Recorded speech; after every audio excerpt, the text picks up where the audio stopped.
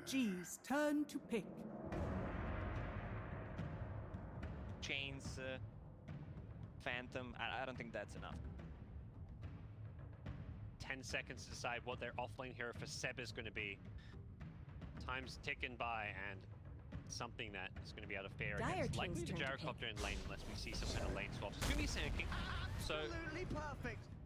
These invis heroes becoming more and more prominent, I feel, at this TI so far, just because of the limited number of sentry wards. It put economic drain on your opposing team's supports.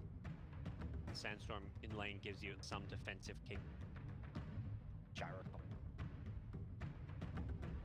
10 seconds remaining. They needed a low 5 seconds remaining. sanking. It's stroke. Choose your hero. All right. D. I mean, that's a hero that can wail away on the Alchemist a bit. As far as out-counters go, I think some of the heroes we've seen become popular. Slack's the big one. Slack was actually banned out in the first stage here, and Nodi's traditionally been one of those others. The tricky bit is the Alch's BKB tuck. He's definitely going to be going BKB second, third item against Tide already, so he's going to be getting that similarly against the OG. BKB becomes very important for this OG side. One problem, actually two problems that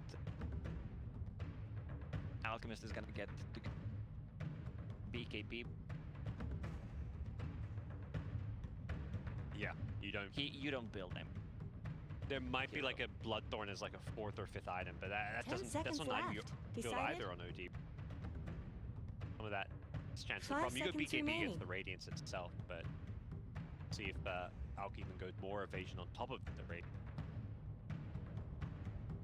Will be mostly the heroes and player assignments you'd expect. S4 going to be picking Tide, Crit playing Lina, Fly on the Ogre, RT Gyro, Sumail D. And on the OG side, No Tail going to be playing his signature hero, Ana, Alchemist. This goes way back when Ana was first picked up by OG. They were the Alchemist team who just first two picked this hero all day long. Absolutely with perfect. Ana, of course, playing the hero, Jackson the Grimstroke, Thompson playing Ember, and Seth.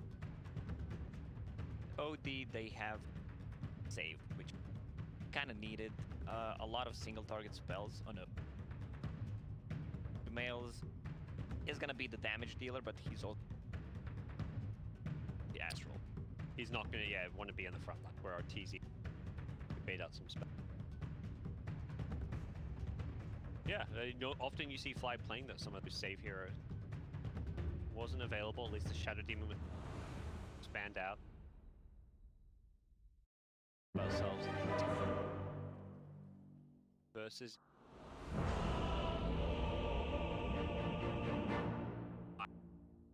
9017. He's warmed up, he's ready to go. Yeah, I don't want to spoil it, but that was probably a pub match. Prepare for battle. Oh yeah, do that sound, the screenshot. Got the screenshot. Sending that one to mum and dad at home. They're watching. Sure they know. OG versus EG. They're invested now. They heard all the drama. They want to see what happens, what goes down here between players, and it's the closest thing to Dota version. Our little soap opera. Perfect. I feel like the best item so far of the international is Ring of Bats. You buy Sage Mask and then buy Ring of Protection in the side shop. OG hasn't got a Sage's Mask Terror. Transcends expectation. I mean, you don't really go Bassi on Sand King or Grimstroke, assuming Grimstroke's even going to be playing in that off lane. Is this a game where OG's maybe going to try and secure their Alch's farm a bit more with the tri-lane, or are we going to just be seeing the typical 2-1-2 setup? I think it's going to be... Step out, give him... They can start with the 3 heroes at top and then just switch back to Seb's lane. Interesting, Ana and Seb are both, at least for now, down bottom. Obviously, we're 45 seconds away from creep spawning, but they are looking to scout out these lanes to make sure they have Alchemist in the right place. Of course, it's not an OG game without a healthy amount of chat will. I love that they've added these. When they first got added, it was one of those things that it was like, is this really serious professional Dota. It adds so much. You don't have a to the chat wheel character. sound, right? Me? Yeah. No, I don't. You're right. All right, Lacoste. You don't know. That's our job for today. Get on the 30 chat wheel. seconds to TIT. battle. Come up with something clever to say. Wrong. Something's wrong. We'll have a bit of a pause, start of the day, as we check ourselves into the game. How big's your set? The shortest one.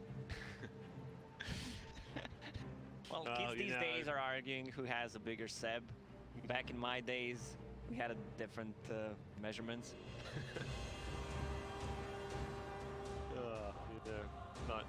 Not the size of the Seb.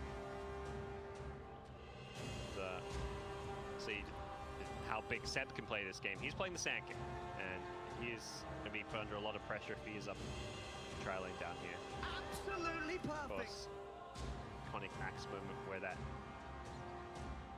That's actually such a crazy story, Seb. To think some guy who didn't play Pro Dota for a few years, he came back, he coached, suddenly he gets picked up, and well, not picked up, but suddenly he's like, okay, I'm playing. We didn't, you know, they didn't have somebody last minute to play TI, and Seb's like, all right, I'm gonna hop in, and then you win a TI.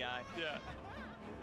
The way No-Tail talked about in the documentary was like, you know, I mean, for Seb, it was never like he wanted to put himself in the team. It was just like No-Tail really felt strong, like, dude, there's no reason you can't be on this team. You know how we play. Like, he had full faith in Seb as a player, not just as a coach. Absolutely perfect. That's always been such a big part of that. We had a couple of these Cinderella stories in our Dota history with Wings as well. Yeah. Wings at least went in that TI not as like, but it was more an underdog story than when they're a team that came from nowhere. Like, nobody really knew those 5 players. They didn't have a long history of success in Dota. And the fact they came up throughout the year winning Cell Manila tournament and then Absolutely perfect. one TI playing some of the craziest Dota and picks. I mean, people talk about Wings and the way they drafted and played to today. I think 3 Wings men. On the Chinese analyst panel. desk. Okay. Yeah. They have Burning, ZSMJ, and the English panel we have me, Kyle, BSJ.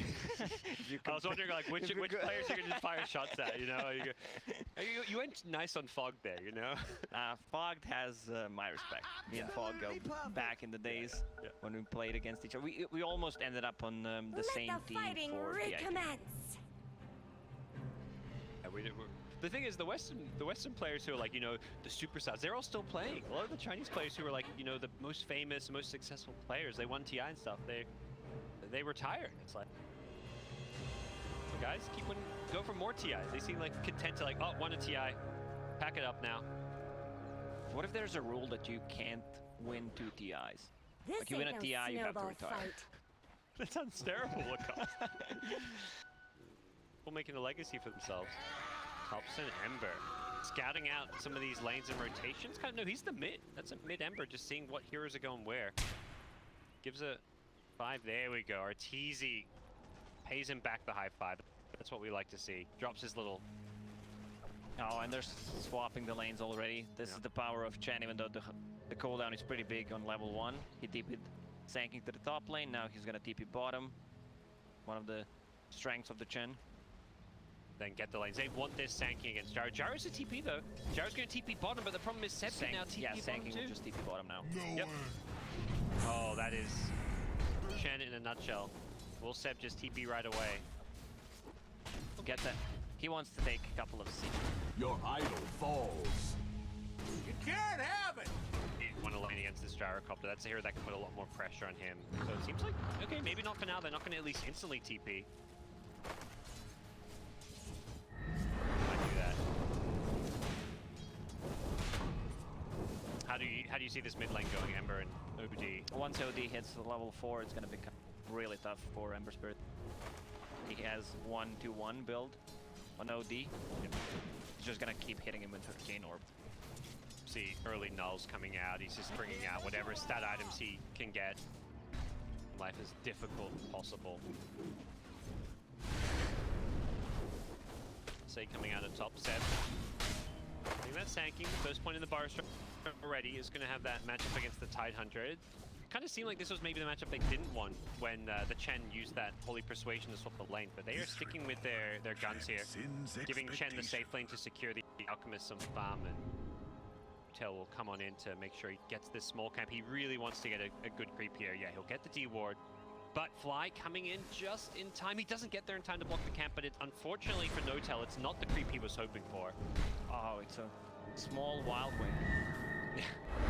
That's probably the worst creep you can get. Yeah, well, the other camp was the Kobolds. He's hoping for like the Harpy or something there, or the little ghost with the slow. Oh, top lane, don't miss it. Wouldn't dream of it. The Virus Strike coming in a second. First blood. No, he hasn't got the damage. It says 4 and crit. Who get the kill? They will get the revenge one on Jerex, but Ready with another stun. That's a bad Grimstroke. one or two more right clicks. He's got the early point in the Fiery Souls for the attack speed. He finds top the tower is double under kill on attack. Crit's Lena. 1,000 gold on Lena. She's also level 3. Just casual 1,000 gold. That's where you queue up the Midas. Well, very good start to that top lane. Oh, the play. He used the pink swell before, and then he TP'd them with the Chen. Cute little play, but not very effective. It was very cute. The 2 points in the ink swell as well. Arteezy, though, has a salve now. He had that bloodlust movement speed, which helped him get away as well. Right afterwards, Jerex will TP back to the top lane. If they'd found a kill there, that would have looked really nice for them. Seb has some backup now, looking to get the double stun off, but has to use it defensively as he kind of backs off right afterwards, recognizing that he can't really follow this one up with any further aggression. As our mid lane looking, OD and Ember pretty even on CS here. A couple of CS advantage for Supermail, but nothing really separating the two. Gotta imagine Thompson's had to chew through a bit more regen. Bottle as well as salves. Also, they need to control the runes, because Thompson has a bottle, so OD just gonna put him under the Astral. Radiant structures are fortified. And then go for the rune. Thompson doesn't have Searing Chains. He may go for the Sleight of Fist steal. Ooh, couldn't get it. You can pick up the runes during that Sleight of Fist if you're on top of it. If you're good. And it looked like Sumail actually stopped moving, so he wasn't on top of the rune. So he couldn't maybe pick it up with that Sleight of Fist. I think Sumail, it seemed like he saw it coming. Nice attempted rune steal by the Ember. Thompson. Gonna be forced out of this lane a little bit. The level 5 OD, 3 points in the Astral. Very hard to lane against now. I think Ember just feeling like he's gonna have better time in the jungle. 2 points in the Flame Guard.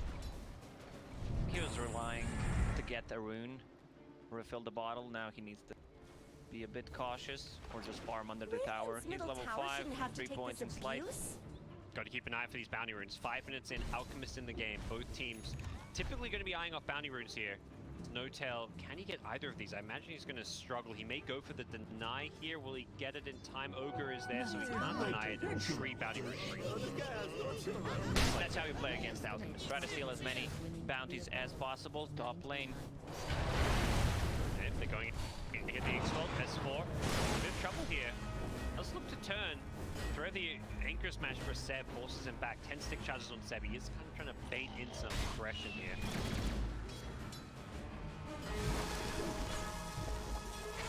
Early days, it is VG with an edge in the laning stage. Definitely.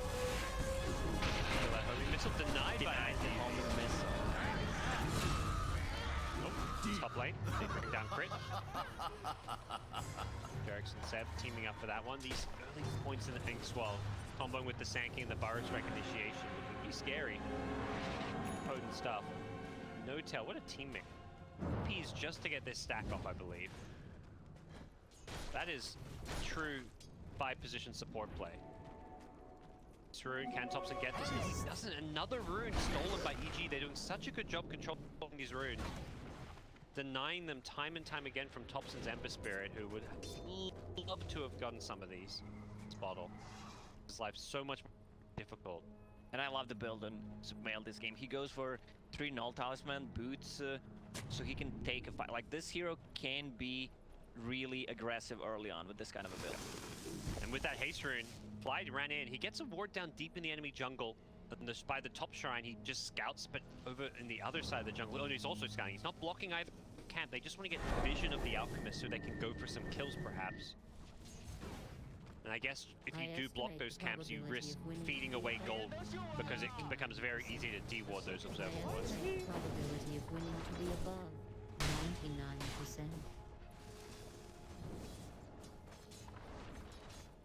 Here we go.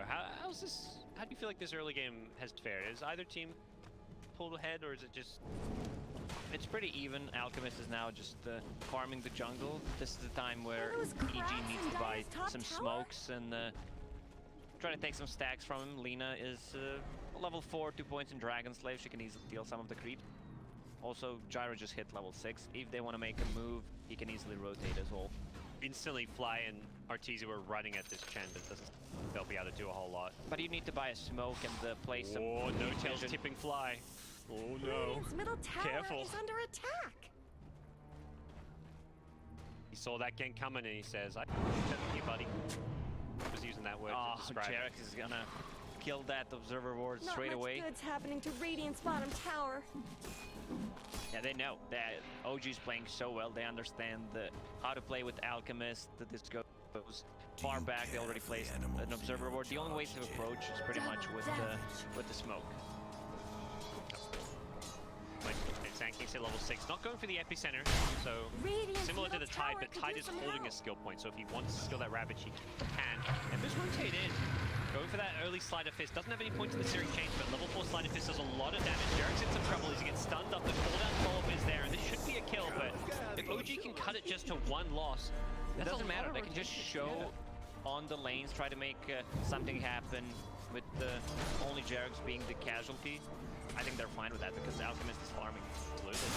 Got 2 other lanes being farmed. Seps is going to use a Burrow Strike to make sure he gets the last hit on the creeps. And Eswell getting kind of low here, but has got a casual cloak. Should be just fine. Until perhaps Grimms was up 3 points in Inkswell. You may Kraken off a stun from the Burrow Strike, but if the Inkswell hits you after that, you could be in trouble. And he's leveled up the epicenter, so I believe they are looking for a kill up here. They go for this Burrow Strike. Radiant's middle 70 tower point could use some for help. Ravage.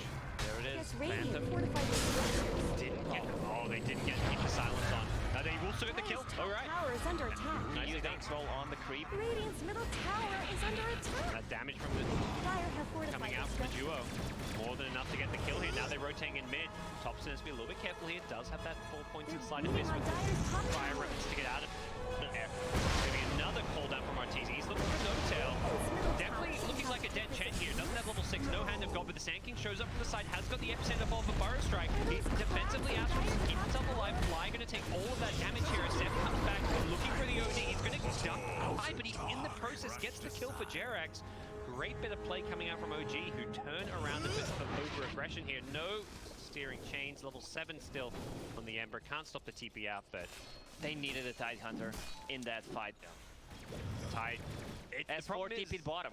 Yep. Yeah, even if you DP mid though, you're playing behind the enemy tier 1 tower, so it's very hard to get there on the map. Oh, they're gonna get the maybe almost. If Ogre got the stun, they could have gotten the 4 wounds, but I think they're gonna be fine with just 3 of those. 3 is like what you're hoping for. If you do really well, you're getting 4. We'll see another replay of this fight here. Again, Arteezy very gung-ho about just dropping this cooldown the second a hero gets stunned up. It gets these early kills, but see Sumail here, he's coming in from behind and is still dead. So this fight's broken. If you're Tide Hunter, you're respawning, you feel like you can't get to this fight because it's not near one of your towers. Your team playing Radiant's behind bottom the enemy tower is lines under makes it so attack. hard to get into. Yeah, they just got the out down there. Now Chen is almost level 6. Radiant's So bottom tower's got problems. is he bringing? He already used them. Alchemist, as far as Radiance time is going, not looking for that 11, Not 12 much minute good's Radiance. He happening did go to for a Radiant's double bottom bracer, tower. phase boots, all the small Radiant's items. bottom tower is I have a good falling. vision on the Alchemist. 2 deep observer board placed where Are those near the cracks camps in where Dire's Alchemist top tower? loves to hang. Yep. Vision's one thing though, they haven't used that to actually try and gank him just yet. They're just giving them the Beating on meme look. Dire's top Yeah. tower. Okay, coming in, the CS4 Thompson. Dire's top He's at tower level is 8 under now. Still attack. looking for the Searing Chains, wants to prioritize more defensive build. Radiant Remnant on structures forward has got the X-Wall up now. This is not looking good for Fly. The cooldown being used from all Thompson. Slider Fist is there with the Burrow Strike follow-up. They may get S4 as well. He's been silenced up now as well. Has got the Ravage. He can get rid of the silence. He's not going to get a chance to go for it though. Not sure it would have mattered too much as well, as Arteezy wasn't really in fighting shape there. All of his mana fall down, and OG. They're just bringing the numbers every single time they have an extra hero, sometimes even two. And meanwhile, Alchemist is just farming. Thompson trying to fire Remnant away from this one. Dire's middle tower isn't going to last long. Looking to go for Arteezy.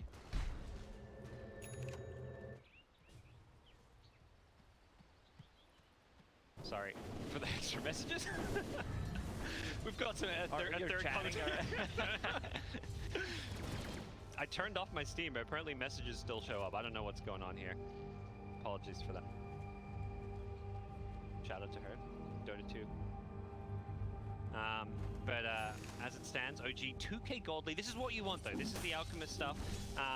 You typically don't have a gold lead with Alchemist around 15 minutes or so in the game. You've struggled in the early game, but they're winning these fights while the Alchemist continues to farm for that Radiance. Yeah, we still didn't see the Ravage. S4 is not having a good time. 0-1 at this point. He can't even blink out. Sandstorm is gonna cancel it. Nicely done. They're just finding kills wherever they go, and when you can play this well as a 4-man unit while you've got this hard carry farming, that's like OG in their comfort zone. They love these games where Anna can just, hit creeps, come online in the mid game, and just cause all kinds of problems. And I love what Thompson was doing. He was just showing on the lanes. He doesn't necessarily need to get a kill or make something happen. He's just buying time for Alchemist because his laning stage was really not the greatest, and he's making a comeback. 4 points in Greevil's Greed. That's gonna be a Radiance. One more creep camp. That's it. Key rate 13.5. Quite maybe the normal fast Alchemist timing you're hoping for, but still very good. And considering how the rest of the game is going with some of these heroes that have been shut down, Absolutely this perfect. is The positioning Dire's from top Jarex. tower is under Jarex attack. is his second name is Smokebreaker.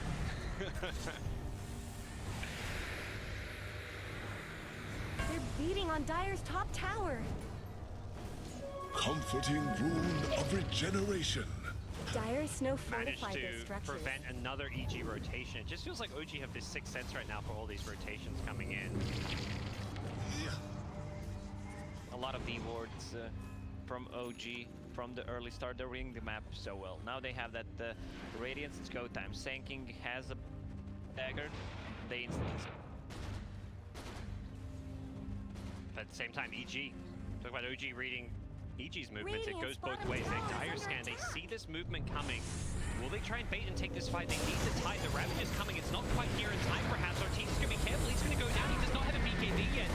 Tide throwing him in from the side, but they're going to throw the Ravage. Hit several. They kill No-Tail. He instantly buys back to come back to this fight. No-Tail will be TPing back in as Thompson in the front lines with that flame gun. He's just so damn tanky, and the Slider Fist spam does so much damage at this stage of the game. They're going to look for a fourth kill here. They want S4, and there's just nothing EG can do to win this one.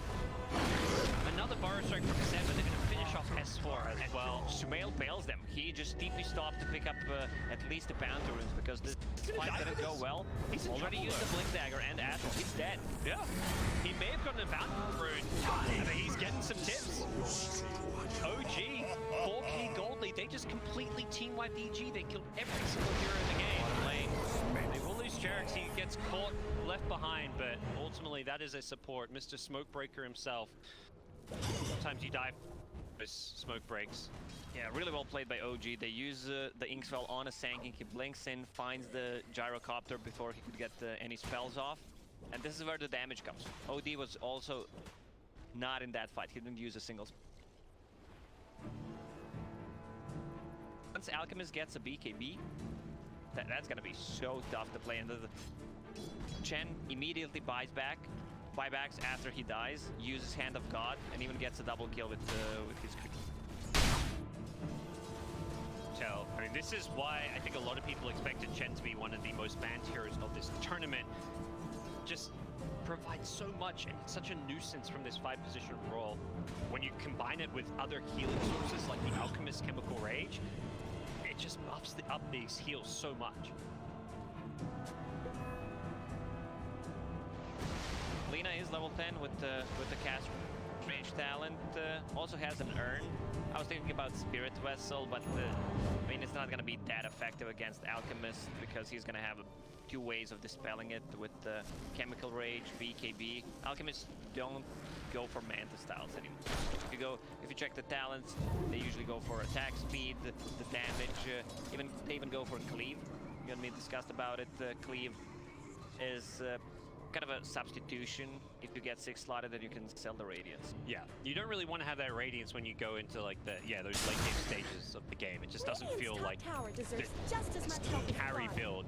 It's like the old school Radiance Mant Octarine that split pushes and causes problems. You want to have this build where you can actually kill people, which is more what we're seeing now with this BKB Blink. Abyssal Blade. Yeah, so you just blink on someone with the Chemical Rage, you have a really good positioning with the Blink Dagger, of course. Yep. The Bash, insanely good against the BKB. Yep. EG right now, they need those 2 BKBs. OD only has a recipe, Gyrocopter, getting closer, 600 gold away from it. The timing from OG, insanely good. BKB is up on Alchemist. They want to make something happen. Yeah, they blink in with the stun, the Forest Strike. They want to burn down fly here. It is just an over matchup on the backlines. They're going to draw out a Ravage here, trying to turn this one around here, but Thompson was inside the Astral, so he doesn't get hit by this. Ogre going to buy back, going to try and take this fight, but Thompson's just charging it forward. He remnants in aggressively, using the Sleight of Fist, constantly just nuking everyone down. Epicenter with the blink in as well. Who's he going for? He splits the target out with the BKB, takes out the leader, changes targets. We get dieback from Flyers Ogre. He goes down, and Seb's not done with S4. That's 4 dead.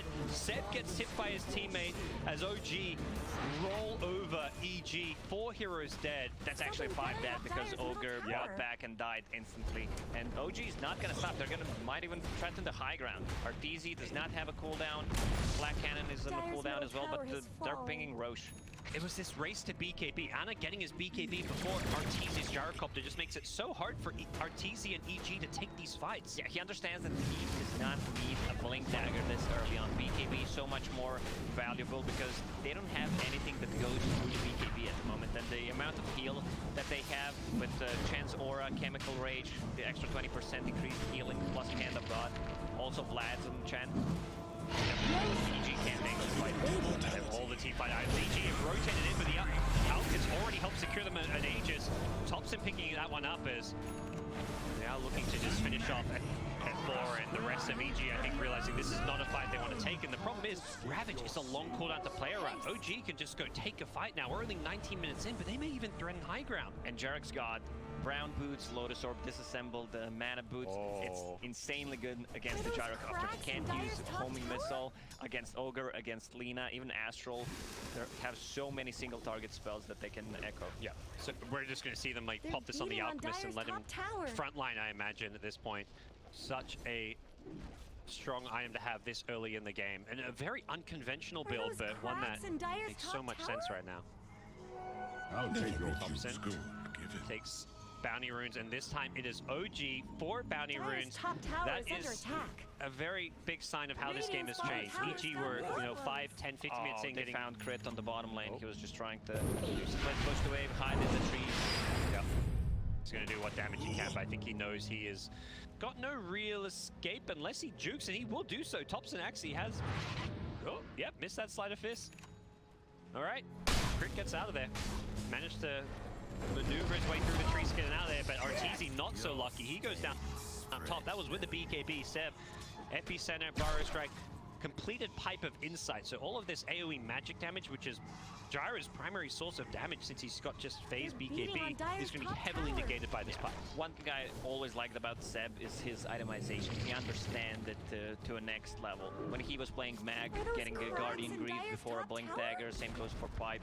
And this Pipe will mitigate a ton of the magical damage that they have. Against cooldown, against Rock Barrage, Lina, it's looking all OG. Actually, it's 17,000 net return for them. At 21 minutes too. OG are playing such good Dota right now. Now you can quote me on this one. The game is over when you have 1,000 gold lead per minute. Yeah, well, they're not there yet. They have a bit more to go. As they are looking to just break onto the higher ground. And there's just so little you can do. S4 does have Ravage back up. He's going to have to try and find some way into this fight to get good Ravage. It's going to be just walking on in. He doesn't have a Blink Dagger or anything. And OG just going to stand here and hit some buildings. The Sleight of Fist spam is just zoning them away. Arteezy may have a BKB, but he's already half health. He doesn't want to fight.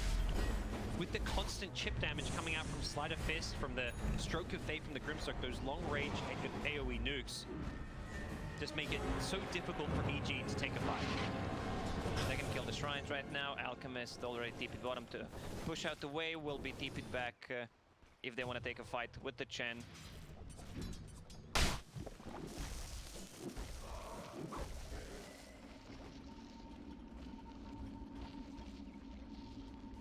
He almost has enough gold to buy a full AC. That is very scary. I mean, you compare Anna's net worth to his counterpart, the Arteezy Gyrocopter, and it is night and day. A carry hero gyro that's known for kind of dominating and coming online in the early to mid game has struggled to have an impact this game with the... It's one of those smokes, guys, you gotta do something, because we know we're in a bad spot. If we lose another fight, the game just ends. Yeah. But OG playing on the other side of the map. The Alchemist was down there, but they're using this Chen recall to just maneuver around the map, and now it's OG who are in their way down bottom. I think having an idea of where EG are playing on the map, there's a couple of towers down here they may want to go for as well, a tier 1 and a tier 2. Arteezy playing a bit greedy, going for another creep wave. He may just have to BKB TP out. He gets caught by an unstable concoction. Burrow strike pull up, and Arteezy is done for. Quick and easy kill. Crit just TPs out, leaving Arteezy to die, as he should have. There was no saving his life once he gets caught by that unstable concoction. And OG is just going to run down this bottom lane. Seb hunting them, trying to find something. Dire's bottom tower He is knows fallen. there's just no way EG can fight him. He's also unkillable with this 1800 health, 4-star blink. Yeah. OG, what's the answer here? You mentioned 1k gold per minute advantage. We're about to get there. This tier 2 tower is going to probably take this up to about 23k gold lead. And it's Dota plus 99%. EG, It's not what bugged. is the 1%? Yesterday we had some bugs with 100%. Well, there's 1% for EG, and they're going to have to dig deep to figure out where that 1% is. It is looking mighty difficult. They're going at it. He can't get the BKB up in time. He's getting chased. So this is the 1%. They take out the Alchemist. They start the fight off with a great kill on Alka. They are going to repel OG here. Aegis expires. Well, EG had picked their timing perfectly as the BKB Gyrocopter goes charging in. They're going to take out the Sand King of Seb as well. And that's the turn EG were looking for. That's What the high a ground ravage from effect. S4. The timing on that ulti was absolutely perfect. Man, he couldn't get the BKB up. Maybe OG execution there was a bit sloppy. I'm pretty sure we're gonna see that fight again, but ooh, there it is. It was, yep. And the Lina stun from Fog, Lance and cast range talent. You just don't see it coming. That is the power of this Lina build and why this hero is being played a lot as a 4. It reminds me a lot of like the 4-position Shaman with 8 lanes, where you're just able to stun or hex people in Shaman's case from Fog and they can't get BKBs off. Having these heroes that can play against BKBs from a support role is just so nice.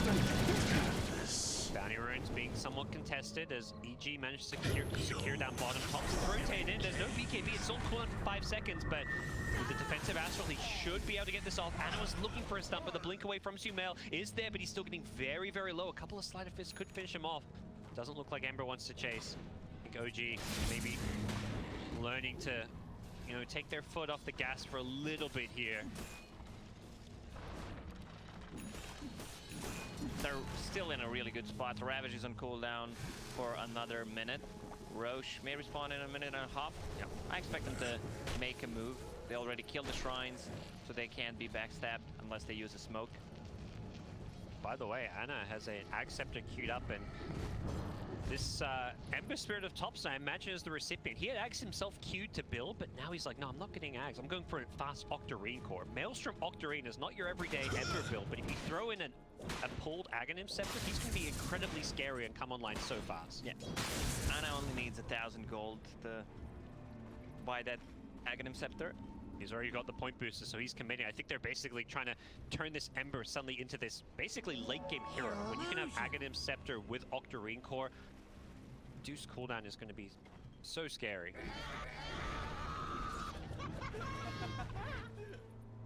I mean, they can play it safe. If they don't have to rush anything, Ravage is gonna be ready once again, so they can just wait for the next rep. Get the Aegis and Cheese. Gee, 21k gold lead. But gotta be careful. That unsuccessful high ground push definitely probably put some doubts in their minds as to just how secure this game is. EG has no big item coming on their side. OD has only Mystic Staff. Still a lot of time to buy that Hex. Same goes for Gyro. They're just saving the buyback for now. That is the big item I feel that EG can use to turn this game. Play against like the BKB of the Alchemist and also to actually lock down and kill the Ember Spirit. Having this OD Hex would be massive for them, but it is still 2k plus gold away.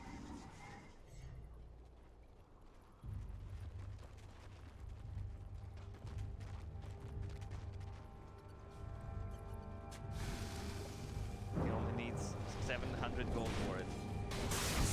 That's crazy. I think, yeah, this... I mean, it's 4th position, it's Jerax. He does get more farm than, you know, your everyday support, but he's going to have a Hex before the OD does, and he's got these 2 items that can have such a heavy impact on a team fight. Jerax is not happy about those mud golems. Something. Kill. He's going to stack some Ancients as well as the mud golem. Well, I know who's going to be happy about mud golems. Alchemist. Oh, yeah. Didn't get that stack, but he did get the Ancients. There we go. Yeah, I believe he... Yep, he pulled the Ag Scepter. Ember. Level 17 only. Doesn't have the full 300 damage fire remnants yet. And smoke from EG. Yeah, they're worried about... I imagine a Roshan, which can respawn any time now. So neither team knows when Rosh is respawning. But EG are worried that they're in the pit.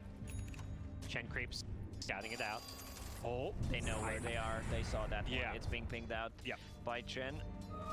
That Chen creep was right next to that D ward happening, and most teams are will notice that sentry ward randomly go missing from their map. So going for that D sentry while smoke, not what you want to do maybe.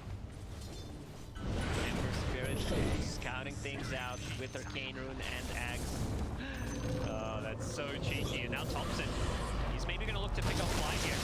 They throw him with the Blink Ravage. Can they actually bring down the Ember Spirit? He's getting burst. Even the Chen heals. Is it going to be enough? They take out Thompson. Instantly buys back. Vertizi's already in with the flank cannon. The BKB, he's going to delete the Sand King. Buybacks from OG. They want to take this fight. And with Anna's BKB on Alchemist, they should be able to have this one. Anna, can he stun up Artees? He jukes in the trees.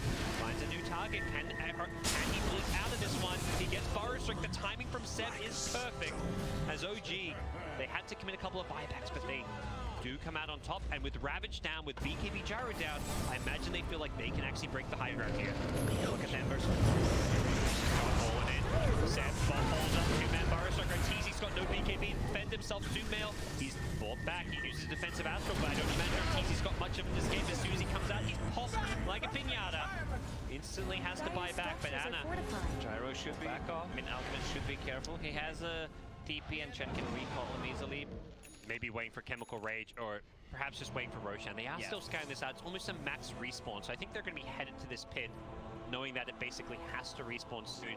And they're also headed back because 4 bounty runes. You've got out. Bounties with Alec. Easy peasy. That's a Hex purchased on Jerax. And they need to give this... EG contest this. I don't think they can. And they need to give Aegis the Ember Spirit. He was playing a bit too aggressive, but he knows that he has a buyback as a remnant in the fight. He can easily come back into a fight in EG. Yeah, are they going to go for a steal? S4 may feel he has to. He doesn't have Ravage, but he's too late. The second he sees the Roche die and he's not ready to steal it, EG have to disengage. Man, this game is slipping further and further away. Lacoste, we're at that point. 31k gold in 30 minutes. Back it up. The 1k gold minute. That's Alchemist in a nutshell for you. This hero's rate of farm is absolutely insane. You give him this kind of freedom. And that's a full Abyssal Blade. He's not even saving for a buyback here. Cheese in his backpack. I mean, that's... You talk about openings and the 1% chance for EG to win this game. That feels like one of those openings to win the game. And Alk not having buyback, not having Aegis as well. I mean, you give the Aegis to Ember because buyback's down, but It doesn't matter if he has a buyback or not at this point, since EG has no tower damage whatsoever. They have Gyro and OD. And they still have So- a tier 1 tower on mid. yeah, if they mess up a fight, you're not going to lose your base for it, is what you're saying. Yes. You're not gonna even lose racks, then you can't lose one. Position, Blink Fire Strike, he just forces out, trying to bait some spells here. Thompson forces up as well with the Sleight of Fist. Just trying to see what they can force out here. But back in the mid lane, Alchemist, he's gone in with a big Blink BKB. He's gone top straight here. The right clicks with the BKB is going to be enough, and now Arteezy in trouble. He's been Abyssal bladed up. He's locked his place. Where's Sebastian, says that, and he doesn't quite find it. The Ravage is there, and now he's got no buyback. He's going to be so careful not to go down here, but he's got so much health regen from the chemical rain. Tummel's wailing away, and if the right clicks is the Eclipse going to be enough? He doesn't have the damage. The cheese is there, and now Tummel getting bashed. Stun followed up, and GG! EG dropped game 1 of this 2-game series. OG, they played so well after the late stage, just setting up the wards, dewarding their jungle so Alchemist can get his farm. His late stage was really not that great, but they managed to, I'm not going to say come back, but give enough farm to Alchemist, and that fight at tier 1 tower where they got outnumbered and one fight after were actually crucial. Yeah, I mean, OG were just winning so many fights while the Alchemists farm. Yeah. Normally what's expected to happen when you have these, like, Alchemists, anti-mages, these heroes that are farming, your team suffers because they're taking 4v5 fights, but didn't feel like the case. I expected EG to play more aggressive with the smokes early on, try to find Alchemist. They had the good vision on him, they just didn't make any rotations. And OG read it, like they were dewarding everything, they just saw all the movements coming. Jerex, you mentioned, Smoke Breaker, played out of his mind. His positioning is actually insane, especially when he plays the Earth Spirit, when he can use the roll, get on the cliffs, hide in the tree. It was a treat to watch some great Dota from OG, and that puts EG 1 win, 4 losses. Their group stage has started off very poorly. They need some wins, and they've got a game 2 coming up. So we're going to see if EG can bounce back, and if OG, well, if they're going to be looking for the 2-0 here, especially considering all the history between these two teams. Game 2 coming up after this.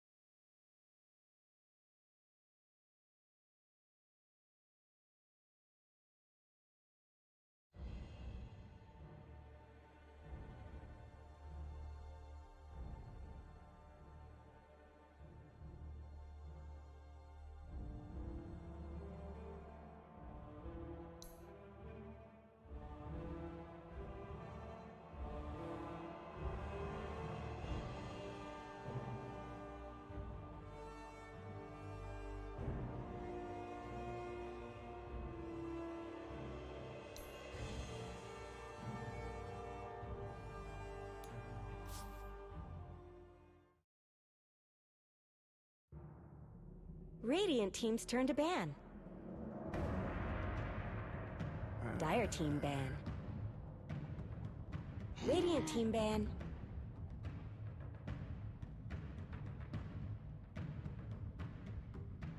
Dire Welcome team's back, turn to ladies and ban. gentlemen. It is EG Radiant OG team's turn to here to ban. start off day number 2 of group stages. OG destroyed them in game number 1, Lacoste. Really extremely good performance by OG. Yeah. It was one-sided. After the 6-7 minute mark, There was that one glimmer of hope. that EG defending high Lina ground. stun Yeah. from the fog and then follow up with the Ravage, but other than that, all OG. 10 Why, seconds why was remaining. it? Was it draft, play? Their map was it? awareness was so good, 5 breaking the seconds smokes, remaining. dewarding pretty much every single ward that EG had, and I think Dire team the ban. lack of EG's aggression toward the Alchemist to try Radiant to delay team's turn this to pick. Radiance timing, block some of the camps. It just didn't happen. Well, we're going to see what EG does to adjust as we hop ourselves into game number 2 draft.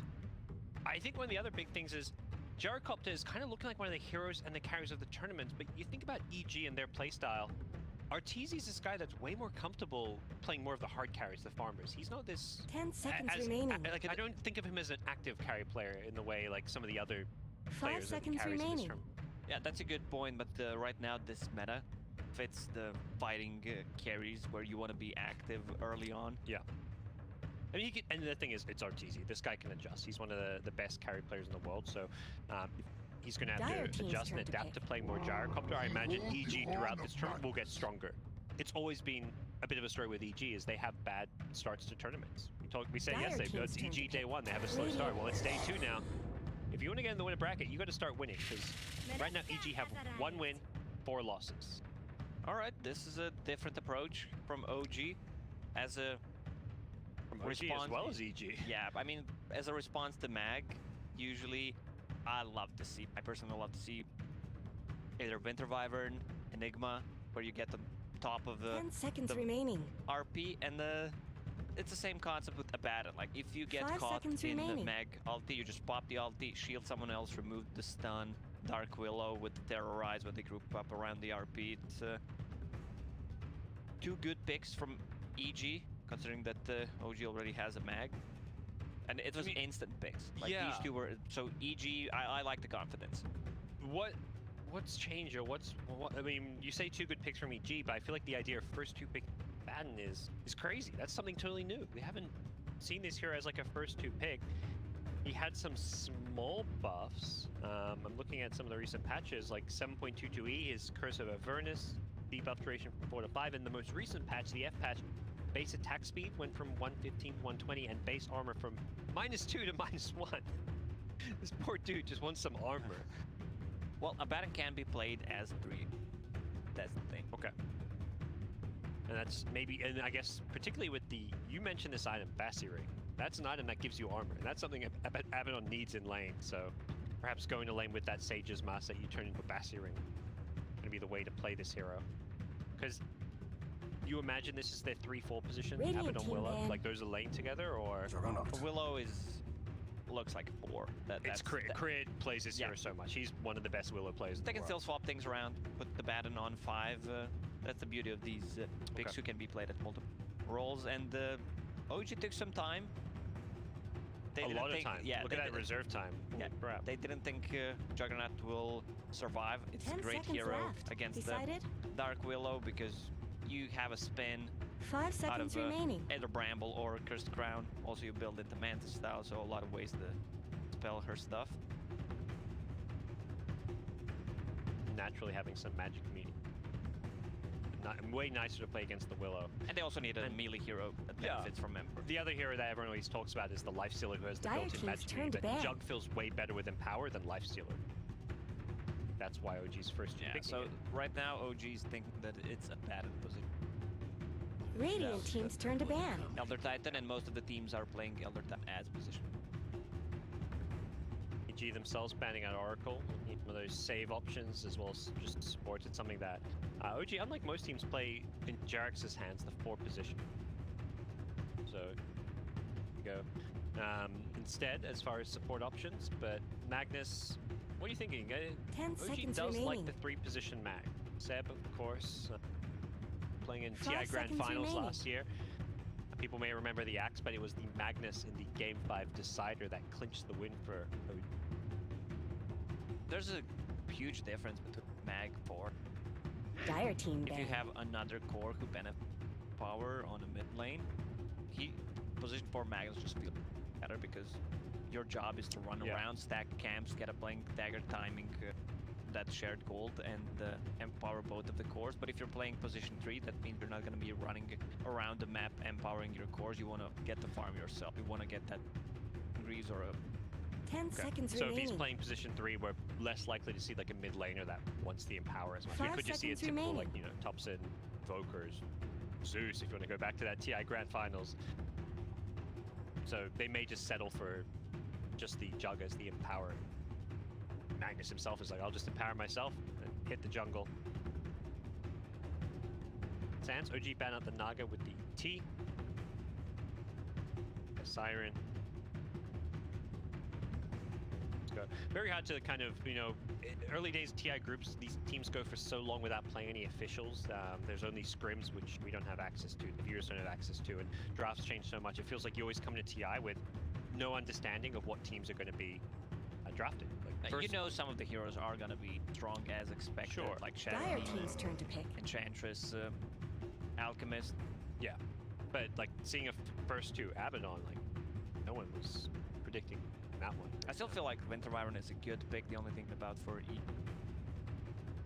bit lack of silences. So I Radiant go for it. team's turn to pick. Be Bane instead. All right, It's a save as well. You know? It's a save, and they needed some Pierce's Juggernaut spin so he can different side of the map, split pushing. Yeah, that it ticks a lot of the boxes there. The Blade Fury piercing disable as well as that. It's not the best of saves. Like Nightmare can be hit or miss as far as how it's used 10 as a save. seconds. Yeah, I was thinking remaining. about Winter Wyvern because you can stop his spin, and also Juggernaut 5 seconds ulti is remaining. not that effective again. The Fly definitely playing the Bane as a 5 position. There's not really any other role that this Bane hero can fit into. And OG now looking most likely for some of their own supports.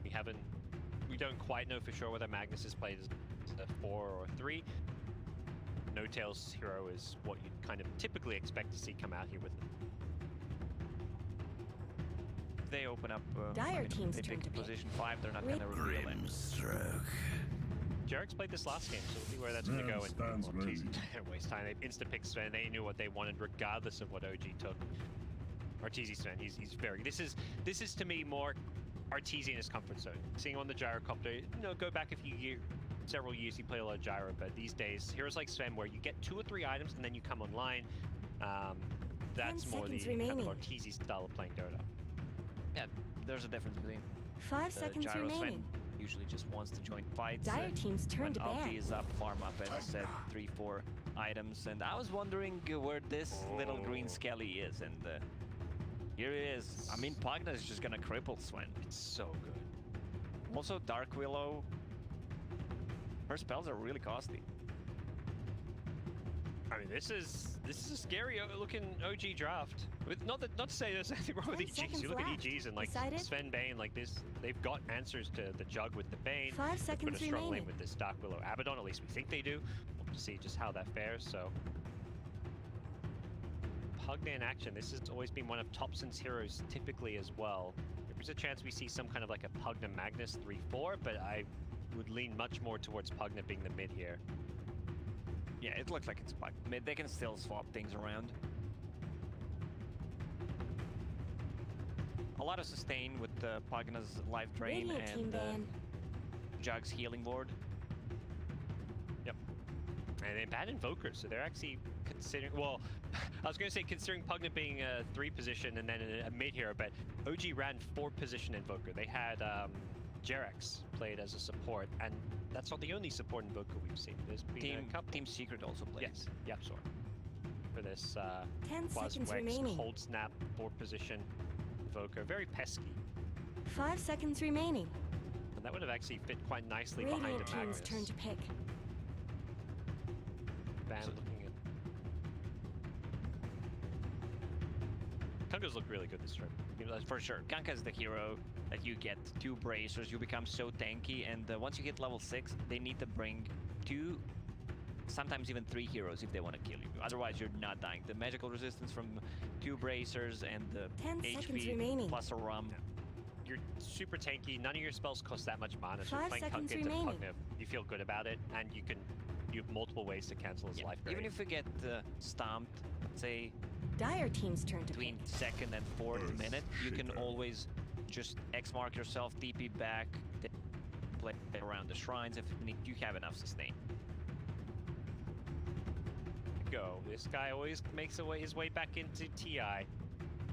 Disappear throughout the year. Not that he has disappeared throughout the year, but you're one of the iconic TI heroes. Most likely 10 Jarek's seconds playing remaining. him. G thinking it is the 5 absolutely seconds perfect pick remaining. for this game. So they need a mid hero. It looks like it's definitely plugging a mid. They know Yep. the matchup. Are you looking for a lane counter or just want something that fits your draft? If you're Puck could be a good In the pickup. spirit. Or- Choose your or hero. this. Yeah, something elusive because they don't have a lot of lockdown. There's an Earth Shaker, yes, but he needs to commit hard to act. Okay. So we'll see Sumail playing Ember Spirit, one of the more prominently picked heroes of this tournament. The flexibility between Ember being a mid laner as well as a safe laner, part of that, but also just a all-around strong hero that comes online nice and early with this max sleight of fist that you can just spam. The constant damage adds up throughout a team fight. For a G, Shaker Magnus is not really the scariest of dual lanes. If anything, you're just maybe looking at Shaker like what, pulling waves or messing with the creep equilibrium using Fissure. Doesn't really feel like that dual lane that's going to 10 actually be Yeah, able seconds to there's not going to remaining. be too much kill potential on that lane. Unless they get a good block 5 and then seconds maybe remaining. skewer under the tower. But as you mentioned, they'll probably try to drag the creeps under their tower, just farm up and focus on the top lane. There's a lot of kill potential since you can use the Ink Swell on Magic Immune units now. So Yep. spin plus Swell, pretty deadly. that's probably would be a big part why they wanted it, because it is going to be a 5 position on 4 that we saw last game. But you got to imagine this game, Arteezy sees this lane, he's probably thinking, I'm free farm. You're playing Sven into a Shaker Magnus lane, there is nothing they can do to contest your farm. It's probably looking a happy farmer this game, and you can have Fly, this is one of those 5 positions that loves to stack the jungle camps as well, so should be a good game. I feel like EG to me have a better, more well-rounded draft. And that's more in their comfort zone. It's not just about, how their drafts match up against their opponents, but this feels much more like an EG style of draft. I have a theory, like if a Batum can get Aghanim Scepter here, you shoot coils in the 1600 range if you get Ags. Okay. So you just need to be around the RP, and I don't think anyone is gonna die if it comes to that one point where you can get the Ags. There's always a better item choice, especially for the start, but we'll see how this game goes. All right, well, here we go. It is game 2 of OG versus EG. Teams looking to Prepare for battle. find themselves in the winner bracket. That's always the key thing with TI groups, Winning the group is nice. If you're one of those teams that can pick your opponent and you win that first round of the winner bracket, that's something you find yourself in the top 6. But starting lower bracket in best of ones is like the worst case scenario for any team. But actually, worst case scenario. We don't talk about that. But I mean, these are 2 teams you wouldn't expect to see eliminated from the groups. Definitely not, but EG right now is in a really tough spot. They won 1 out of 5 games. Yeah. So they need some wins. Plenty of Dota left to be played. You play, what, 16 games total, right? You play against 8 other opponents, 2 games? Yeah, you play 16 games total. So they've still got 11 games left. 4-day groups. It's a marathon. 30 This isn't the seconds to sprint. You can battle. have a bad day 1. And you're still fine. What? Tower shot casually. Has a crown starting item. Thompson going all in on the early game stats, looking to rush that Veil, of course. That's an interesting build. Normally, null talisman, of course, yeah. But he's just going to get a faster Veil, slightly less damage, but you can use Nether Blast for the last hits. What's Seb going to do? Is he going to level up the Skewer to secure this rune, or...? The battle's starting. Seb, can he get it? The stun is there, and he's going to lose that bounty rune. Wow. It's gonna be Team 2 for 2. No, it was 3 for 1. S4 stole one. Ran in, it looks like, and grabbed the enemy ones. Wow, I don't think EG knows how to count to 3, but they got 3 runes. Of winning to be above. EG, they know exactly. 3 is their number. Spicy. It's Valve, we don't have Yep. 3. Dark Willow. Also starts with Sage Mask. Bassi. So it won't be the Abaddon who gets the Bassi, but be on the Dark Willow. So as we come to expect, a lot of these off-lane dual lanes with Bassi Ring, Willow with the Abaddon. They've got the Aphotic Shield early. One way play against this lane, perhaps. They're just going to have such great defensive capabilities with the Aphotic Shield, and you've got the Shadow Realm on the Dark Willow. Willow who manages to block that pull camp.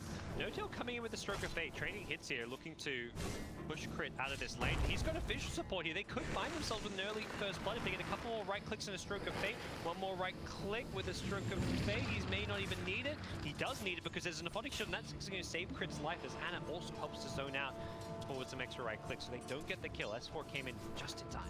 And Juggernaut has crit level 1 instead of a spin, because he's trading hits against the melee hero. This is something, yeah, we see sometimes in these melee versus melee matchups where the crit as single target damage is better than the spin. Level 1, you don't necessarily go for the kill. You don't even have any points in the ink swell yet, so Anna just wants that 20% crit chance. Brambles coming out, try and mess with some of the last hits and cure this lane a bit, but here comes Jerax with these crits. If he gets the block in, he blocks his forward, doesn't hit him with the stun, but he's completely surrounded. Now he levels up the spin. They are looking for this kill, but Jerax getting very low. The Stroke of Fate is there, and Anna should be able to get the first blood. Gets the kill just before No-Tail goes down. That's a shared bounty. Nice little sidestep from Abaddon to not get stunned at least, but with that block, there's nothing he can do about it. Ember Spirit picked up a Haste Rune on the mid lane. Scariest of things, perhaps, but we'll see a full-on tri-lane from OG. Thompson, is he going to get killed here by Sumail? The decrypt is there. The Nether Blast, 1 or 2 more right clicks. Thompson has a tango. He tried to go for the tree block. Oh, that would have been so good if it worked. Ember Spirit had a Quelling Blade, so I don't think that Someone better help would have Dire. mattered. And now Ember Spirit has enough money to buy a bottle after this creep. Doesn't have to go for that suicide to tower play that you often see when these mid solo kills happen. Thompson tries to find the D-Ward mid, but guesses wrong, and Dire Ward is on the other side as bottom lane. They get another kill on S4. This tri-lane finding a lot of action early on. Dire Vision, 2 Dire Wards around this mid lane. Really want to make sure Sumail doesn't get pressured too bad of a time early on. And Sumail flies out the courier to the side shop, to the secret shop to actually get a bottle faster. Meanwhile, in the top lane, it's Seb who's alone. A lot of kill potential from Bane and Sven. He can't really TP out. He's having a good start until that death, though. He's got 9 CS. He's level 3.5, so despite the death there, it has been an okay lane, considering it's a 1v2. Prep. Fissure damage as Thompson doesn't go for the Nether Blast. I think knowing that the Sleight of Fist can be used to dodge that Nether Blast. We're seeing it again here as bottom lane Anna actually goes down. Crits Dark Willow. Need that kill. They need to control the runes, both of the mids. Okay, actually, Thompson bought a Hell instead of a bottle. Really rushing his Veil. He's gonna have it before he even hits level 6.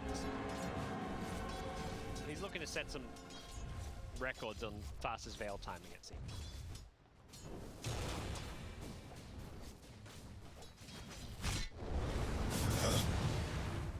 Mid? Uh-oh, he's in trouble. Throws out the decrep to push female back, but fly up to. This is probably jungle stacks. You know, you've got a Sven on your team. Sven doesn't really need too much help to free farm this lane anymore, but if you want to fully step out of the lane, you definitely can't see Sven do that alone, but the priority may be much more on just giving our TZ farm, and yeah, Fly's just like, alright. I think Fly's just gonna stack some camps, go for the bounties. Seems like it's gonna be again 3 for EG. That's exact. Bounty. 2, 3. Yep. Fly got some stacks along the way. There was a Shaker Illusion rune you could have done some stacks with, but it looks like he was prioritized more on those bounty runes at the time.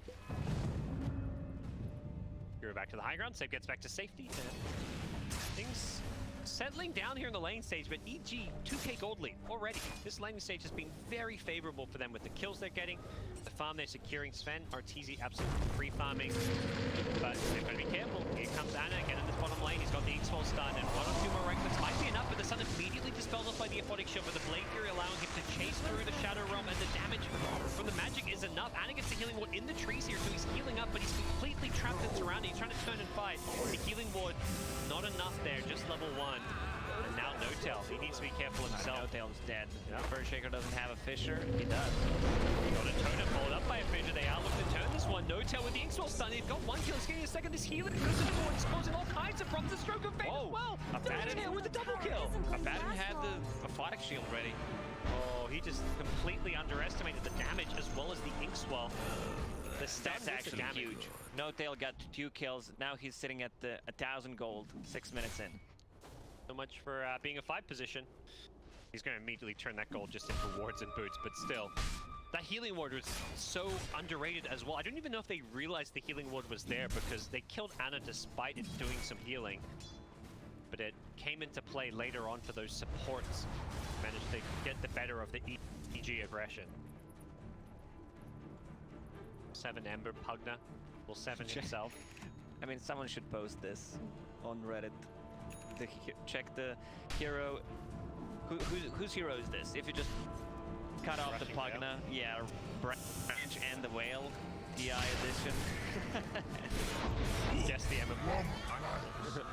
You would not expect, yeah. I mean, this is just a new style of play and build coming out from Thompson.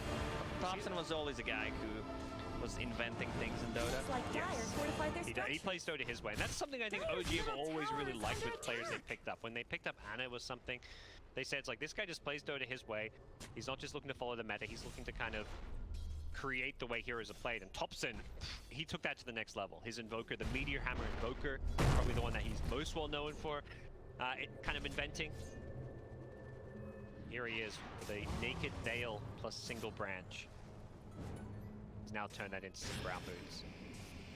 Now they should know something is up. Bane. Not much You'd good's expect a happening ward to somewhere. The Radiant's question is, bottom will you tower. find it on this hill? They have a sentry on the hill, so they know it's not there. Radiant's bottom tower's got Down problems. bottom, it looks like this is a lane that OG have kind of had to vacate a little bit. Someone better help Really Dire's spent middle tower. Much time contesting it, and it's just gonna be falling back to the jungle, I imagine. Mid lane, Thompson, Radiant's uh-oh. bottom tower is Been under gone on here, he's got the life drain, he's trying to get the Willow, but Willow gets out of range for it, so he will end up going down to the Sleight of Fist. Not much good's happening Nice to attempt by Radiant's Thompson to turn bottom it around. tower. Going for the life drain on a hero that was at such a long range that it could be easily broken. Haste rune at Radiant's bottom. tower If Ember is Spirit under gets attack. that, Bane is just guarding it. Cracks in He can Dire's top easily gank the side lane. Uh-oh, no tail. This is not a lane you want to really be in at this point if you're OG, but that's why they send their 5 position down there. Yeah, that's gonna be a free tier 1 tower on the bottom lane. His job is just to try and defend this and keep it alive as long as possible Radiant's using bottom Stroke of tower's Fate, got but problems. EG understanding that, punish him and followed up by defending the tier 1 tower. Arteezy Radiant's bottom with the tower last hit. is That's almost no his Midas more. complete. 9-minute Midas phase boots 1. Really good timing on his item. Top lane. Just found another kill. RP used in its 9-minute mark, you're gonna use it to get a single kill. Same goes for Dire Enigma have and the fortified Black their Hole. Whenever structures. it's ready, if you can get something happen, They're you should do beating it. on Dire's No top tails here, tower. the scan connected, so Radiant's middle tower Arteezy is looking is coming from behind it. They're just gonna go dive for this kill. Dire's top Sleight of tower fist is to gone. start with some damage. The Bishop will catch them out a little bit here. Bremen on forward. Arteezy's got the stun, and this should be a dead no-tail. My Goes life. for one last stroke of fate, but won't get a from chance memory. to throw it out before he dies. Radiant's Ace for middle an tower Ember. shouldn't have to take this abuse. But he's out of mana. Oh, he jukes it. Sumail with the read. Are those Sees the cracks 2 in pump Dire's fakes, top and tower? Jukes the actual Radiant's totem, middle but tower could use some help. towers are dropping and dropping fast. Pops in. It's up to him to come in and respond to this one. There is a fissure. S4 has got the level 6. He can level up the borrowed time, and yeah, he's going to choose to do so. But he's been stunned up, and I think he may just die here if he's not careful. He does have the stun from Arteezy to help him out. Thompson is still looking to chase. Nether Blast is there, but there's no life drain, so Raindrop. no. And the Bracer will keep him alive. Never He also has a refuse flask good in the gravy. backpack, will heal himself fully. Bounty runes spawning. All bounty room. That was four Bounties for yeah. EG. Okay, and yeah, Anna was not able to get either of those top ones. It was crit both. Unlike last game, this time around it's EG with a much better laning stage. And it's not necessarily entirely off of aggression, although we have seen Arteezy move around the map from top down to bottom to push to mid. But it's very much around also balancing out the aggression with farming. Arteezy with the Midas, the stacks as well in the jungle.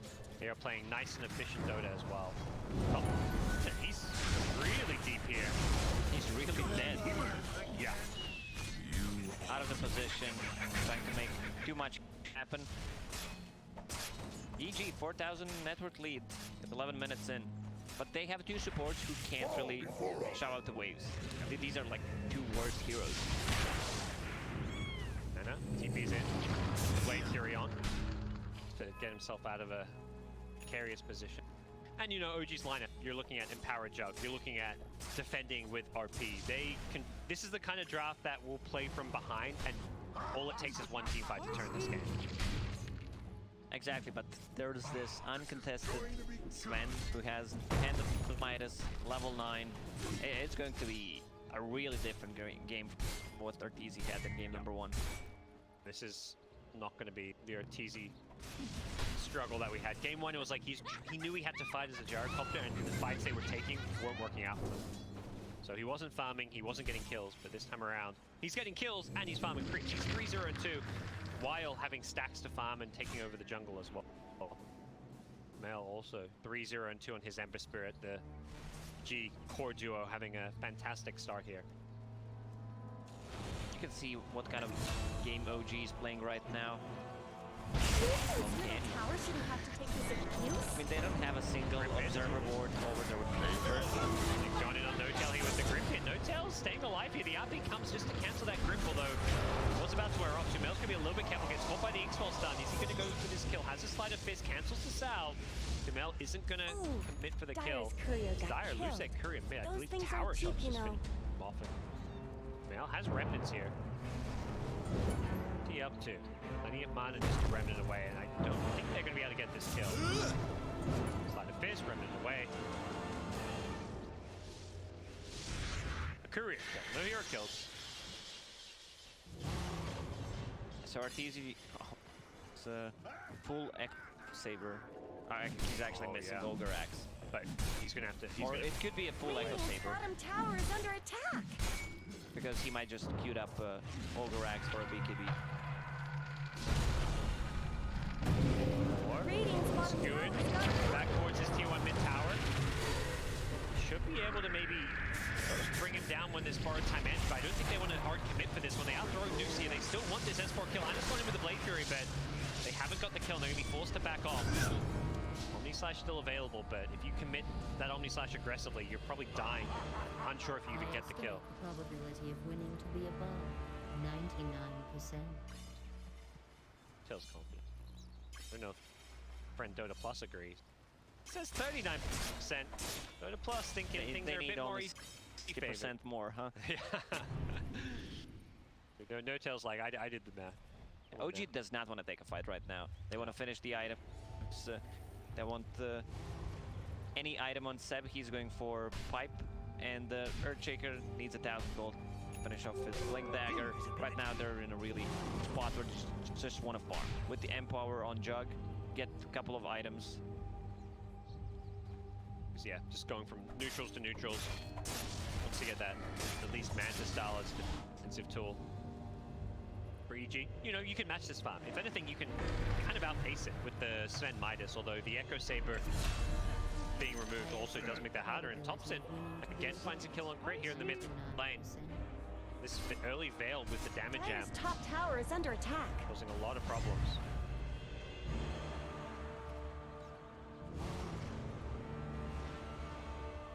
Bold move into this enemy jungle, just trying to scout out some of these stacks to see what's going on. Ten's turning this on with the stun though. They've got any follow-up lockdown, doesn't look like it. The bait not quite here, at least not right now. Jerk's charging on forward, has the term, they're trying to bait up this forward time. Echo Slam comes in, doesn't do a whole lot of damage, barely clips Arteezy, and S4 forward times it off here as Arteezy does pop the Godstrick. He's going to look to go and find the Skewer, is there, followed by Napi with the fear! It stops the Omni Slash, that saves their lives here. They should still look to turn this one around. Anna goes in with the healing ward, but without the Omni Slash on the RP, Crit saves the day. The healing ward gets sniped as well by Sumail. He does manage to dodge the stun from the Stormbolt here as Anna goes charging forward here. The Blade Fury damage should be enough with the Omni Slash follow-up. He doesn't even need the Omni Slash. He finds it now. He gets the double kill. Anna playing this fight so incredibly well in the back lines. Being Nightmare up though. Sumail like chasing kill. Looks like Anna's going to be back to safety as Sumail. Yeah, he's going to slide a fist down the Pugna. Sumail on a mega kill streak. Sumail can do whatever he wants in this fight because he has a Baron behind him to back him up with the Aphotic Shield and nice grip from the Bane, but from the high ground. But this is not the target that you want to go for. It was OG coming out on top of that fight in terms of gold though, even though it was a 3 for 2. Once Mag uses the RP, you do not want to focus him after that. It was such a good fear coming out from Dark Willow. If not for that, Anna had an Omni Slash, or even just right clicks on top of the RP. That would have been such a good team fight for OG. So, Anna's very happy with the outcome. He got 2 kills in that fight. Sven and Abaddon. He killed 2 cores. That's why OG got so much gold out of that, despite it being a 2 for 3 trade, numbers favoring EG as far as the kills, total kills go.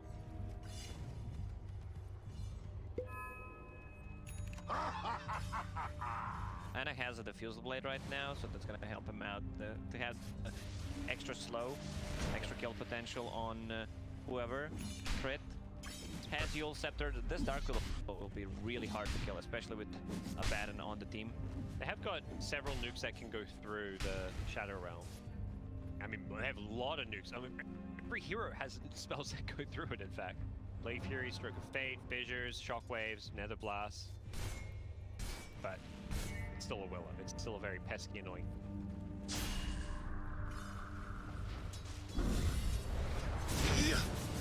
Lads picked up by S4, so it's going to be just seeing all those teamfight items coming out from the offlaners. S4's Abaddon and even the Magnus, the Hood completed, looking for that fast pipe. Now bottom, Seb could be in some trouble here. Yeah. Mule into Bramble. They pop the God Strength. Instantly the tips come into play. Yeah, I don't think they needed the God Strength, but still. They're just gonna pressure the bottom tower a little bit. These 2 supports from EG, they're not good at killing creeps, but they're really good at killing every single time the ulti is up at a Fiend's Grip, or when you have a Bedlam. Now he has a pretty easy setup with the Curse Crown into Yule Scepter. You want this tier 1 mid tower, but they lost that creep wave. Instead, we may just see them. Yeah, he knows there's a ward there. The tower hit should not have reached it. So. The ward gets revealed, but it also expires, so. EG will not find any D-ward money for themselves. Tier 1 mid tower claim, so both teams losing their tier 1 mid, such a crucial tower and objective to be looking for. Oh, double damage, Jug, smoke. Right into Roshan they go. Do Dire know this? I think there's a Radiant Pings coming out. I don't believe EG actually...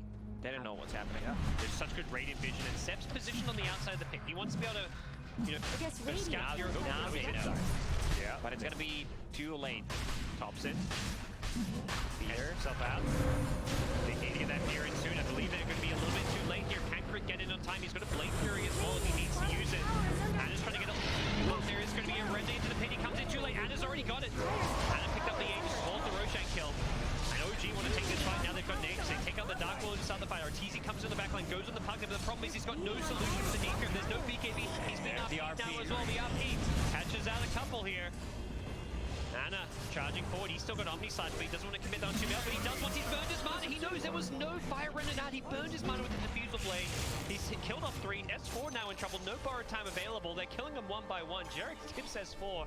I think they know this Swede has no escape to the Diffusal Blade slow. S4 is going to be the 4th casualty. Arteezy got RP. He does survive, but that's because OG were focusing on the rest of the kills. It's a really risky play, but I think Dark Willow should have gone for Terrorize inside the Roche pit after that. Tried to use the Bramble to get some vision, but also Sumail went in with the Remnants to get a Roche kill, maybe even get the Aegis, but Anna still has the Aegis. Now they're gonna pick up 4 bounties. Jarex has a Blink Dagger and an ulti. They can still take this fight. Yeah. It's like, there's bounties that spawn, and I think part of them is like, oh, we're gonna fall back and get bounties, but then they're also like, wait, we're really strong right now. Let's take a fight, maybe. Blink Dagger position on the high ground stops Fly from entering his own jungle, but it does look like, yeah, they're gonna reset. They're gonna fall back, take some bounties. They should try and take another fight Dire's while top they're still tower weak. is under attack. Or they can wait for Mag's RP and the Pipe. He just needs to use the courier. 40 seconds until next RP. They're beating on Dire's Do they top have another tower. smoke? They do. And also Grimstroke hit the level 10 a couple of minutes ago, so he's good to play this game. I feel like the supports with Not GPM much good's talents happening to Radiant's bottom tower. probably the strongest one. Ogre, Wyvern, Cracks in Grimstroke. Dire's top tower? Radiant's bottom tower Grimstroke's is happy under camper with attack. his GPM talent. Dire's top tower has fallen. And contested tier 2 tower top. Sven doing what he can mid. He's got the Blink Dagger, so not the easiest tier to go find. Arteezy, it feels like the same problem as last game. A very different game overall, but it's this BKB timing of his that just comes a little bit too late. He needed it like for that fight there in order to take a team fight. Either that or Abaddon needs to take care of it. Yeah. And again, he can't really defend. He's gone in on the backlines here. He's looking for the Pugna. Can he finish him off? Thompson. He's got his feet trimmed to help him out. He's got the ward on the high ground as well as the life drain. He's got the double life drain as well with the soul bite. He's healing so much because of this. S4's borrowed time comes up, but Thompson's back to full health. And they've lost the Shaker though, but OG still want to take this fight with the Aegis in hand. Fortunately for them, EG repositioned on the high ground. The 2-man stun coming out with the Stormhammer, and Arteezy's absolutely deleted 7. The Aegis popping on Hannah means he could be in trouble when he comes out of this one. There's no feed script to deal with him. The Omni Slide hits there. He's bouncing around. He's not actually going to get the bounce into the 3 heroes. He goes for the Blade Fury TP instead. They're That still Omni Slash. chasing. Do they have it? Yes. There's the Yule Scepter. The AG. Ultra kill for Arteezy. Well, you mentioned he needs Abaddon to take care of him. Arteezy just says, I'll take care of myself. He hits multiple hero stuns with his Stormhammer, catches out the backlines. Really well played team fight by Arteezy. Yeah, OG positioning in this particular fight was not that good. Also, Jarex got caught before he can get Radiant's middle an echo tower off. could use some help. The Jug only did 500 damage. That Omni Slash, it was a Abaddon that was, I think, or something. He just, no damage there. And the other 2 heroes that were nearby were just ever so slightly out of range, so we didn't actually bounce them with the Omni Slash. Not the fight OG were hoping for. But this is exactly what they need. EG punished that mistake from OG. Also, there was a really good feeder on top of it. A 3 or 4-man feeder. And Not it's much good's a happening fight to where we Radiant's didn't see bottom tower. the high impact ultis of OG. There was, you know, the No RP, RP, yeah. the Echo Slam. Jarex was the first to die. Seb never found an RP. He doesn't have Blink Dagger, and it feels like those are tools that they need to find a way to have them come into play in these team fights. As much as it looked good, like Thompson with that double life drain with the Soulbind, healing himself back up to full, it felt like Arteezy's initiation didn't really succeed. It doesn't amount to much when you still can't find an Echo or an RP. OG can still take this fight. For sure, they just need to position themselves properly. It feels like it's going to be a smoke. Put a sentry ward. The lanes, bottom lane is not pushed out. Top and middle lane is in a decent spot. But there's a counter smoke from EG. Leading the way with that Blink BKB now. This next fight's with the BKB, and that's where it gets even harder. Gotta protect their... Magnus or Shaker needs to get off a good ultimate. Ideally both. Oh, they sailed that ward cap. Landed, I want to say. And yeah, they know exactly where they are. Anna just charging it forward, gets the slow from the defusal. Inhibit called. If someone asked you what the inhibit is, would you know? Yeah, I mean, I'm a item connoisseur when it comes to Dota. Active barrier. Yeah, inhibit's one of those really random ones. Veil called. Magic weakness for that. I just thought you just veil someone, but apparently you use magic weakness on them. The rune of invisibility. Smoke is not actually smoke, it's disguise. Wow. You should stop, guys. I'm feeling really stupid right now. I didn't know this. I was feeling stupid. I read these, I'm like, what? I just thought it was the active was called smoke. BKB's active called Avatar? Did you know it's called Avatar? I feel like this has just changed, right? Surely it wasn't. This hasn't always been Avatar. Soul Ring active called Sacrifice. Okay. Well, that makes a lot of Oh, sense. smoking Anna leading the way, finds Fly. He's going to instantly delete it. As RTZ jumps to the backlines, he gets the two-man stuff, but the RP is there just to come around. The Omni-Slash is going to go on through doing some good damage here. Fear looking for the backlines, will catch out a couple. Actually catches out Anna as the Omni-Slash wears off, but RTZ is so incredible, looking for a blink out, I imagine. Or even a blink back in. Thompson, he gets killed off by RTZ Stormhammer. Doug looking for gun down crit here. Anna needs a couple more right clicks, but he's being ripped up now. Skewer is there, cancels the feed script. Nicely played by Magnus, keeping him alive. As that's going to force out a Remnant just to escape here. Seb charging on forward. They should be able to at least finish off the Bane here. And Jarrett knows that's a dead Bane. He's looking for more. He blinks past, but there's no fresh targets to go for. I think EG is fine with that. Even though Bane died back there, they still forced the buyback out of Pugna. And I love what Anna did there. He instantly uses Omni-Slash on Sven, so he can't take the fight. Even though he popped the God Strength, he was on half HP. Can't really come back, especially if a Baron is not healing him. They're still going to try and push this one. They pull back the Pugna, but they feel confident. And on the front lines is just so tanky with this Bloody Manta style. Just getting a tier 3 tower will allow them to take some shrines as well. Anna goes for the Blade Fury, doing what damage he can with the Nether Blast. Look, commit on the RTZ, who doesn't have God Strength still, so some good damage being dealt here with the Siege Creep and the Nether Blast. His tower down to 260 health. Anna wants back in, he wants to finish this one off, and he's going to succeed. Healing Ward is ready. Don't have to force it and go for the rack synergy. They're going to back off and go for these shrines. Prioritizing that top shrine, the ones near Roshan. Roche will spawn in 30 seconds. That's a quick spawn. They're going to have their ultis up when the Roche spawns. Talked about supports with GPM. Dark Willow hits level 15 and gets hers.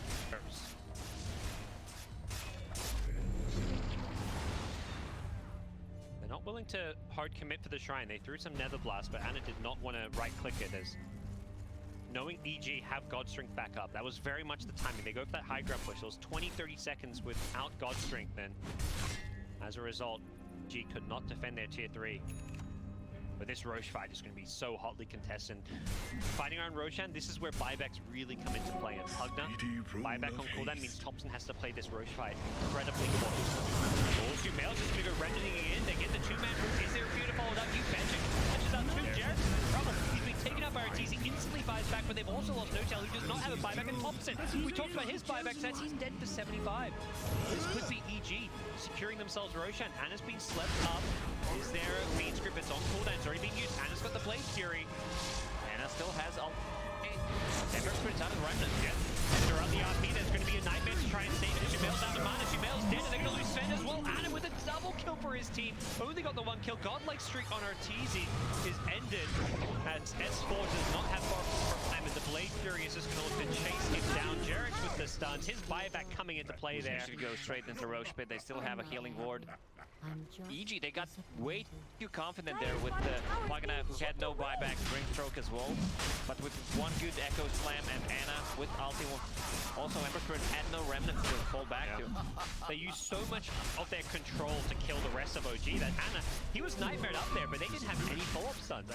Cheesy was either out of mana or just didn't have his Stormhammer up, because Anna, the second that nightmare wore off, just Blade Fury back safely, re-engaged, and destroyed them with the RP. Yeah, and with the Scotty is one of the best items you can get against the Sven. Yeah. Also, he's sitting on 40 plus armor on Juggernaut, so Sven can't focus him down. Almost 3,000 HP. 3,000 plus gold on Jarex as well. He managed to end Arteezy's godlike streak on 1,300 gold, and he's filthy rich. He did have to buy back, so this is where you have Aegis on OG's side, but you've got to be careful. Earthshaker, Pugna, no buybacks. Anna, though, in the front lines with an Aegis, he is going to be the one that looks to just break the high ground. So even though Anna's got buyback, they still give him the Aegis because of the style of play that we're going to be seeing from OG, where they want to have this job. He's the one sieging, he's the one that benefits most from an Aegis.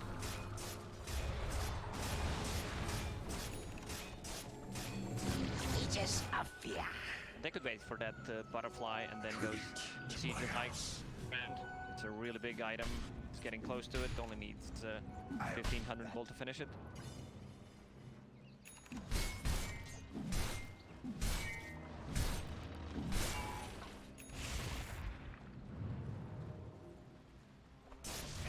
Butterfly coming soon. Also, the Jug's 25, so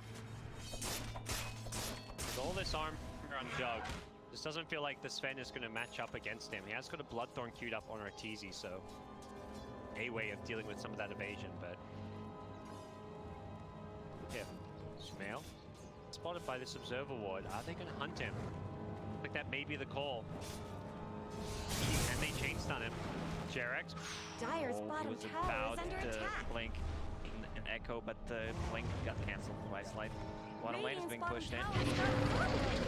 Back and push this one out.